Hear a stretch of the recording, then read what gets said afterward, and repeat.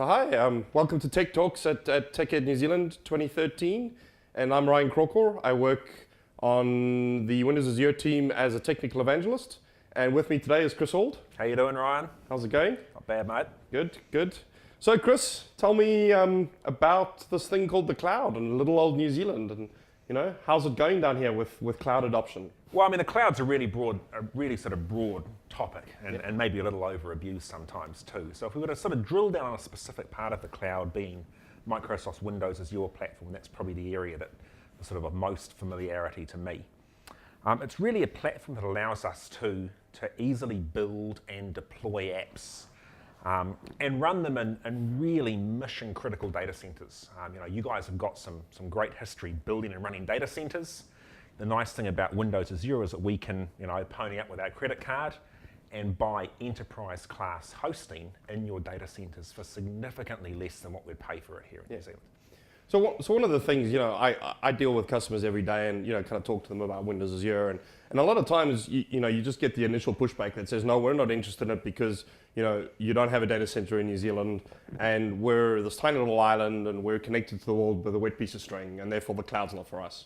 How are you guys seeing, at Intergen, how are you seeing, that adoption? Yeah, I mean, you'll get a little bit of pushback on that. Our internet is actually not that bad, right? So it's probably a little maligned in that regard. But also, down here in little old New Zealand, our customers aren't here for many organisations. Yeah, for many organisations, our customers are overseas, and so that ability to take advantage of those remote data centres and push those applications out overseas, is really. So Chris, if you were a New Zealand company and you were wanting to take advantage of the cloud, how would you go about doing it?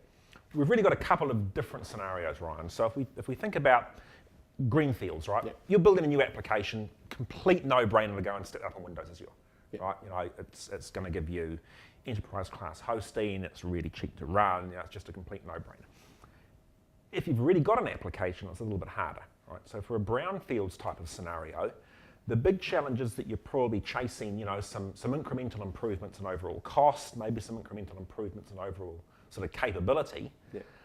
You need to balance those against what it's going to cost you to get your application up into the cloud. And that's always been the challenge, right? How much does it cost to get up there? So it just comes down to your return on investment. Exactly. If you're saving a couple of $100 a month, it costs you 50 grand to get it up there, it just doesn't pay off. Leave it where it is, sunk cost, go and do something else. Yeah.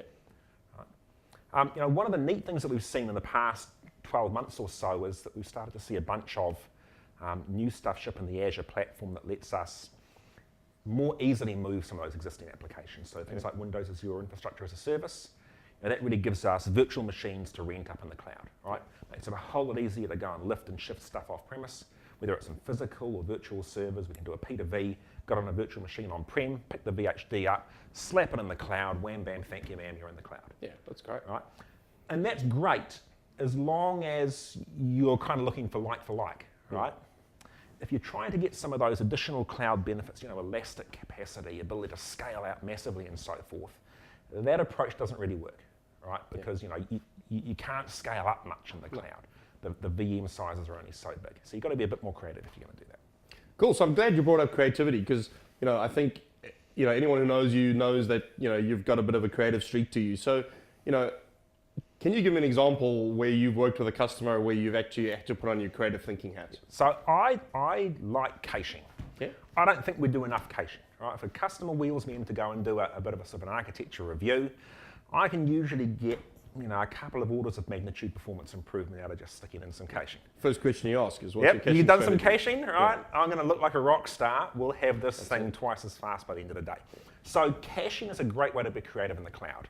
And one of the things that I'm quite excited about at the moment is this idea of leaving on-prem stuff on-prem, and where it's read-only, right, type of usage and potentially getting smashed, right, in high load scenarios, we can use caching in the cloud to basically take some of that load off our on-prem service. Cool. Yeah. So there's a couple of options there. The first and easiest one is to take advantage of the Windows Azure CDN, right, Content Distribution Network, to take some load off your on-prem service. So any static content, JavaScript files, images, anything that could be regarded as static, where you could stick a TTL of 60 minutes to a day on it, you can push up through Windows Azure Storage and then into the CDN by turning on the CDN for that. Yep. So that's kind of the super easy approach. And the slightly more interesting one that we're working on at the moment, we've got a customer with a SharePoint site that is pretty mission critical. They have a challenge where they've got a few events a year where it just gets the crap smashed out of it. So normally it runs just fine as it is, and then every now and then we're it just talking like melts. tens of orders of magnitude more traffic when normal. these things happen. And so it's like, how can we use Azure to fix this? And you sort of, well, we can pick the VMs up and throw them in Azure, but even then it's only going to get us so much scale. So what I want to try and do is to break apart the whole I need high availability from the I need elastic scale problem. And the way we're looking at doing that, and it's still, we're kicking the tires of this approach at the moment, is to leave the SharePoint stuff on-prem, spin up some servers in Windows Azure. We're actually going to use Linux servers up there.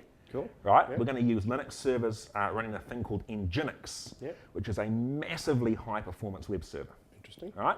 So it's going to deal with all of that traffic. Behind that, we're not going to run Apache or anything. We're going to run, effectively, we're going to run it as a reverse proxy server. Right? We're going to use it as a caching reverse proxy server. We're going to try and use something like Redis. Right? And Redis is basically it's a bit like a NoSQL. It's a NoSQL database. Right? But you can think of Redis as an in-memory NoSQL database that happens to also let you persist to disk. That's pretty cool. Right, so we're going to have inbound traffic. It's going to come into our reverse proxy server. It's going to hit Nginx. That's going to do the proxying. Right? It's going to go and fetch it from SharePoint. It's going to bring it back. It's going to stick it in Redis as our in-memory cache, and Redis is then in the background going to write it to disk. For durable. Going to serve it out of the cache. That's The nice awesome. thing about it being durable is if we boot those front-end servers, we pull it back out of disk rather than having to go and refetch it from the SharePoint server. That's pretty cool. So now you can actually have, you've solved the scale problem, but you haven't gone through all the pain of moving an on-prem system into the cloud. Exactly. We've separated the two areas of concern. Absolutely. Right? We have a scale concern, and we've solved that. We have a high availability concern, and we can now go and solve that independently and potentially change the dial a little there as well. That certainly is pretty creative. So thanks for that, and that's TechTalks, folks. Great. Thanks, Ryan. Cool.